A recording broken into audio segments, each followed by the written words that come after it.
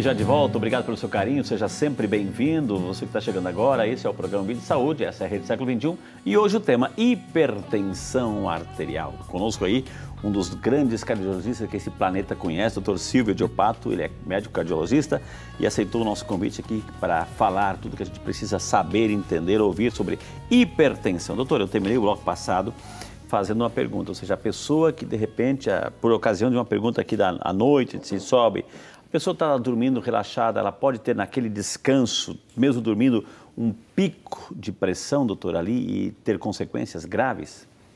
Ela pode ter, mas não é normal. Então, pode ocorrer? Pode. Não é normal, Entendi. Algo está errado, tem que ser averiguado. Dependendo do nível desse pico hipertensivo, pode trazer problemas. Por exemplo, um acúmulo de água no pulmão, que a gente chama de edema agudo de pulmão, e ela tem uma falta de ar súbita e tem que ir para o pronto-socorro. Entendi. Ou romper uma artéria no cérebro e ter um acidente vascular hemorrágico. Portanto, ter um pico hipertensivo, ter picos hipertensivos durante a noite não é um bom sinal, porque temos que ser mais rigorosos no controle dessa pressão. Entendi. Doutor, eu tenho que fazer essa pergunta, ou seja, a gente sabe um câncer, a gente sabe várias enfermidades que não tratadas levam à morte. Hipertensão arterial leva à morte, doutor? Sim. Ela leva à morte, ela está no bojo das doenças cardiovasculares. Entendi. A gente tem que entender que 30% das mortes no mundo são por doenças cardiovasculares. É o infarto, é o derrame, é a insuficiência renal, é o problema de oclusão das artérias. Aí a hipertensão está aí no meio. Entendi. Tá certo? As doenças da aorta, ruptura de aneurismas cerebrais. Então, a hipertensão, junto com várias outras coisas, está aí no meio. Portanto, ela é um fator de risco para a morte cardiovascular bastante importante. A gente preparou uma matéria sobre essa questão. Vamos lá, vamos acompanhar. Na maioria das pessoas, a hipertensão arterial, popularmente conhecida como pressão alta, não causa sintomas. E, na verdade, boa parte dessas pessoas, elas não têm sintoma algum. Elas não percebem que são portadoras de hipertensão arterial. Então é importante que a pessoa meça a pressão, afire a pressão regularmente. O indivíduo é considerado hipertenso quando é medido a pressão arterial em repouso e ela apresenta valores iguais ou acima de 14/9.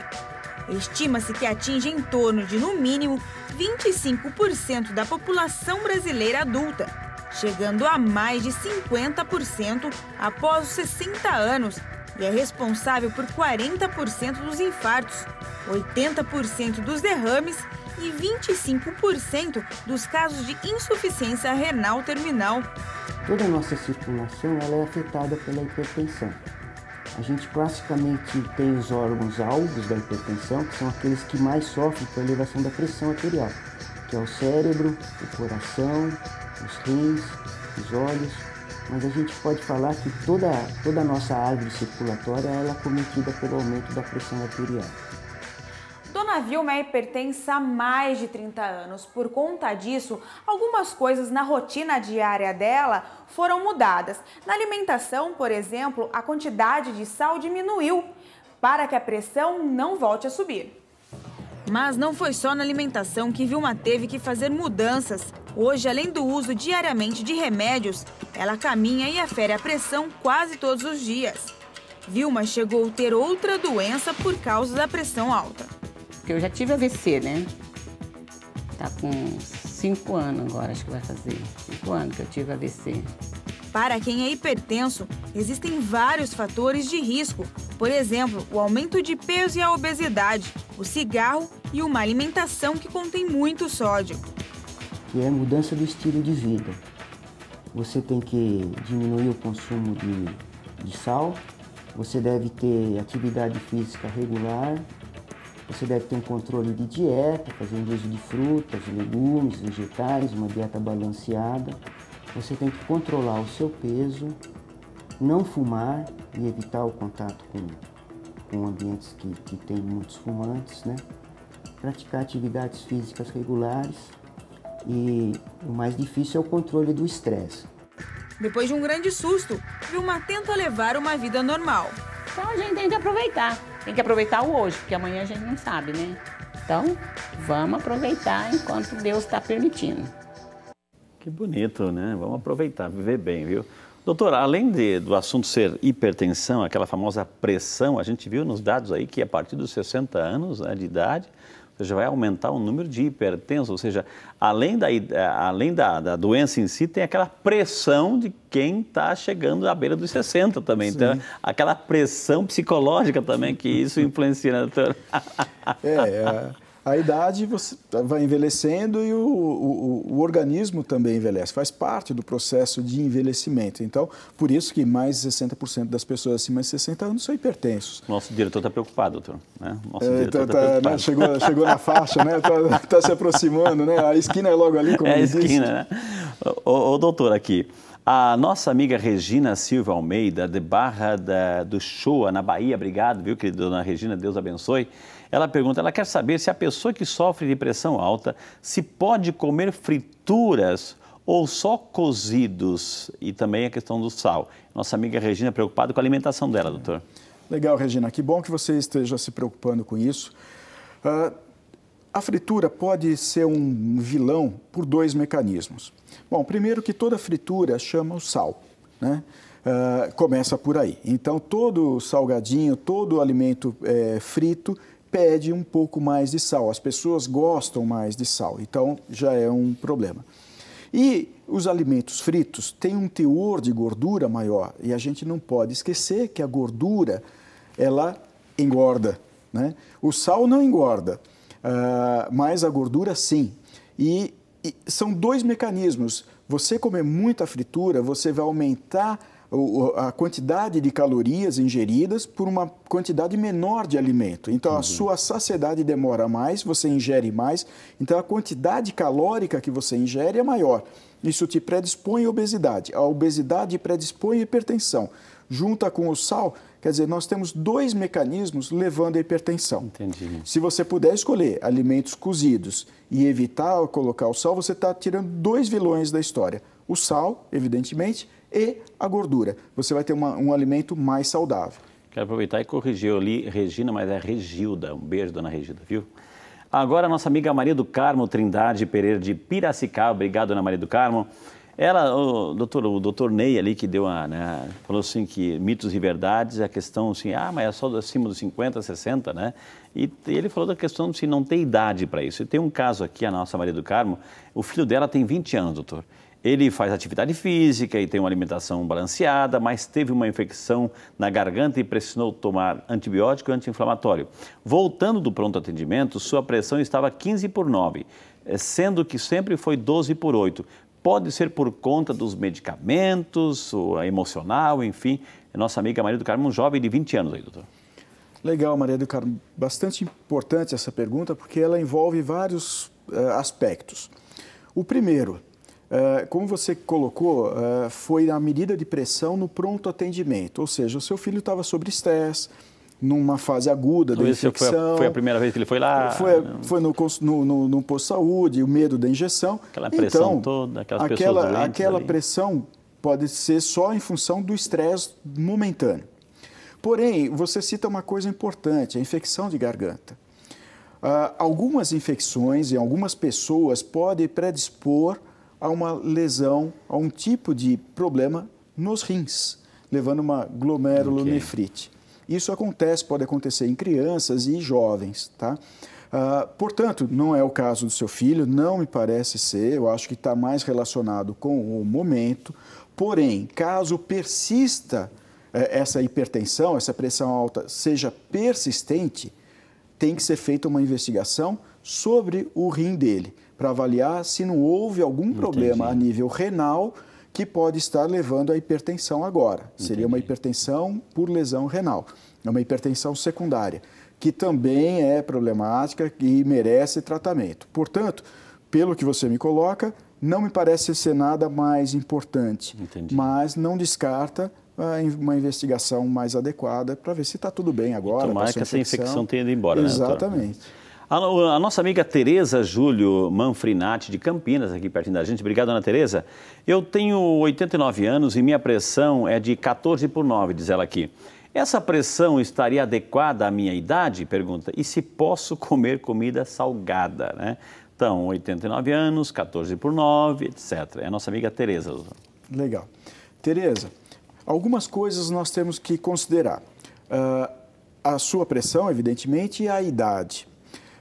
Todos esses valores que eu citei no começo da nossa entrevista, nós temos que perseguir, porém, no paciente que é idoso, no paciente que é hipertenso, nós temos que tomar cuidado em querer baixar demais essa pressão.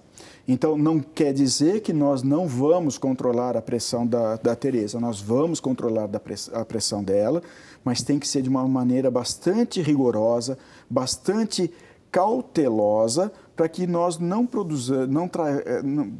produzamos algum outro problema, tá certo? Então, ficar com 14 por 9, mesmo que você não sinta nada, é bom? Não. Se a gente conseguir deixar isso mais baixo, melhor. Desde que o seu rim permita, desde que a sua circulação cerebral permita isso, tá certo? E começar ou não. O ideal, doutor, assim, é manter sempre abaixo dos 12 por 8, etc. Enfim. Mas, de repente, a pessoa, por estilo de vida, enfim, uma alimentação, obesidade, um monte de coisa, diabetes, vai lá para o quadro de cima, para o andar de cima, né? 13 por 9, 14 por 9, e fica. Ou seja, já constatou, se definiu, a pessoa se torna hipertensa. Mudando lá na frente, eu posso reduzir, voltar para o andar de baixo, ou uma vez hipertenso para sempre? Tem as duas coisas. A grande maioria das pessoas, uma vez hipertenso para sempre. Por quê? Porque elas trazem com elas uma bagagem genética, um histórico genético, que são imutáveis. E as lesões que foram feitas. Junto com a idade. Então, você tem a idade, você tem o histórico genético. Pois bem, dependendo do momento em que você descobriu a hipertensão, você pode ter produzido algum tipo de lesão no seu sistema cardiovascular e renal que não seja mais reversível. Isso é a grande maioria das pessoas. Algumas pessoas estão hipertensas por problemas ou estresse, e aí você controlando o estresse, você pode diminuir, trazer ela para o andar de baixo, ou elas estão obesas, ou elas estão consumindo muito sal. Mudando o hábito alimentar, diminuindo a ingesta de sódio e fazendo atividade física, perdendo peso, você pode voltar para o andar de baixo. Olha só. Viu? Que dica legal. Frei, para você ter uma ideia, para cada quilo que você perde... Presta atenção, cada quilo... Isso é importante. Para cada quilo que você elimina, né? Porque quem perde acha, né? Então, para cada quilo que você elimina, para nunca mais encontrar, você diminui 1 milímetro de mercúrio na pressão. Então, vamos imaginar que você perca 10 quilos, você perde 10 milímetros de mercúrio. Se a sua pressão era 13 por 9, você vai voltar para o 12 por 8. Ou seja, você estava hipertenso, você deixou de ser hipertenso. Curou? Não. Você simplesmente mudou seu hábito de vida e isso controlou a sua pressão. Então, a pressão, tem cura? Não, ela tem controle. Seja por dieta, seja por atividade física, seja por medicamentos. Eu perdi o peso, a minha pressão voltou para o normal, bacana, não vou fazer mais nada. Ela vai voltar a subir, porque você vai voltar a engordar. Entendi. Entendeu? Então, gente, a meta lá, perder peso, cuidado com o sal, diminuir a quantidade de sal aí e fechar a boca, né? Então, é uma maneira de você controlar né? E acompanhamento médico, claro, né? Então, isso é legal. Cada quilo que você perde, é difícil perder, mas cada quilo que você perde é uma meta. Coloque isso como meta, né? Cuidado com o sal aí e vamos perder peso, viu, gente? A nossa amiga Irene Kluck, de Barra Velha, Santa Catarina. Obrigado, dona Irene. Deus abençoe. Obrigado por acompanhar o programa. Ela é hipertensa e diabética, doutor. Minha pressão, diz ela assim, não baixa de 16 por 9. Fiz o cateterismo há um mês, continuo tomando os remédios, mas minha pressão não se controla. Tenho que voltar ao cardiologista? A resposta é sim, dona. E urgente, viu? Vai lá, doutor. Irene. Sim, Irene, sim, você precisa de um controle bastante rigoroso. Por que a sua pressão não está abaixando? É difícil dizer agora, porque eu teria que ver todo o seu receituário. E seus antecedentes, você falou que fez cateterismo. E ela é hipertensa e diabética. Hipertensa, tenho diabetes, quer dizer, tem muitas coisas envolvidas aí que podem estar contribuindo para essa refratariedade, ou seja, essa dificuldade no controle da sua hipertensão.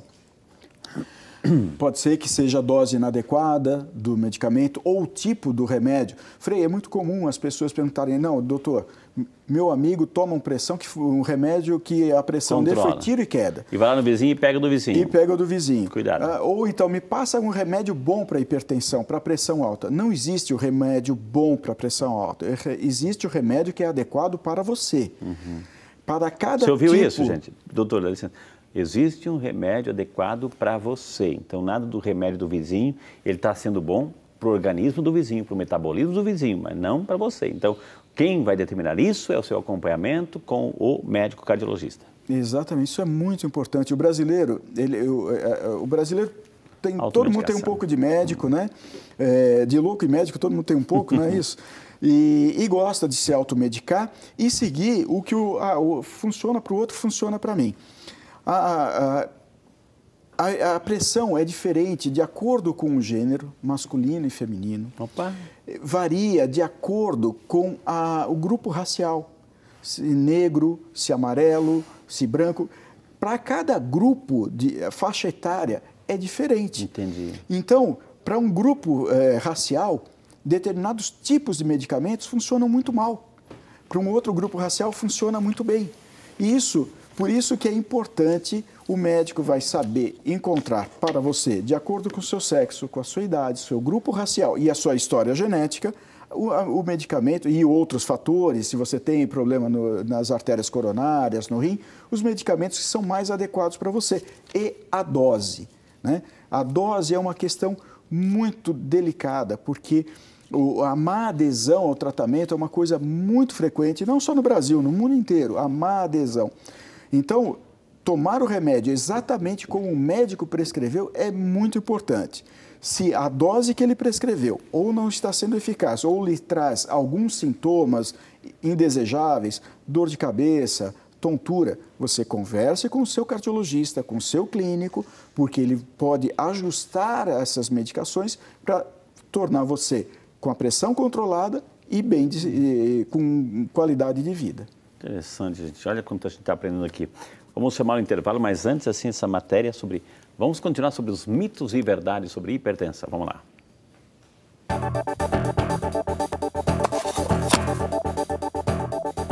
Sim, o estresse pode aumentar a pressão arterial. Como? O estresse é mediado pelo aumento das catecolaminas. O que são catecolaminas? São substâncias que fazem parte da nossa vida, que é a adrenalina e a noradrenalina e a dopamina, que são mediadores, neuromediadores. Eles trabalham contraindo as nossas artérias e aumentando a conexão entre um neurônio e outro. Quando nós estamos estressados, a primeira reação que acontece no nosso corpo é liberação de adrenalina e noradrenalina para aumentar a pressão e automaticamente aumenta a frequência do coração. A dopamina faz parte do controle do mecanismo, tanto no coração, nos vasos e também na cognição, na nossa atividade neuronal, de entender, de falar. A hipertensão habitualmente é assintomática, sem sintomas. Eu sempre digo que aquele que tem o sintoma da hipertensão arterial, ele é um felizardo, que é a dor na nuca, o aperto no peito, a tontura, o mal-estar, tremores de mão, sensações de frio. Essas pessoas são mais factíveis, mais fáceis de nós identificarmos a causa. Mas, habitualmente, a hipertensão não dá sintomas.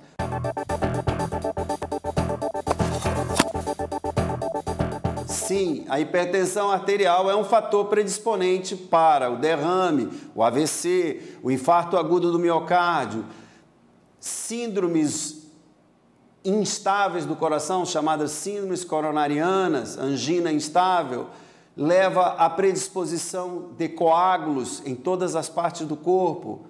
Ela é um fator predisponente para a doença cardiovascular, é o principal fator.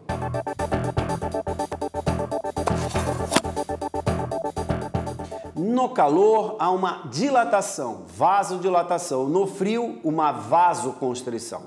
A atividade física no calor necessita de uma hidratação maior. A atividade física no frio tem que se hidratar normalmente. Então, tudo, de acordo com a mudança da temperatura, o vaso, a artéria muda a sua latência, se ela dilata mais ou dilata menos. No calor é mais factível a pessoa ter um quadro de queda de pressão e no frio um aumento da pressão.